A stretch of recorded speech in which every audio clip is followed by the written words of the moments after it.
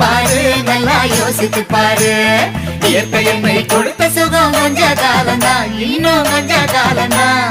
மரங்களிலே இலை இருப்பது கொஞ்ச காலம்தான், இன்னும் கொஞ்ச காலம்தான்.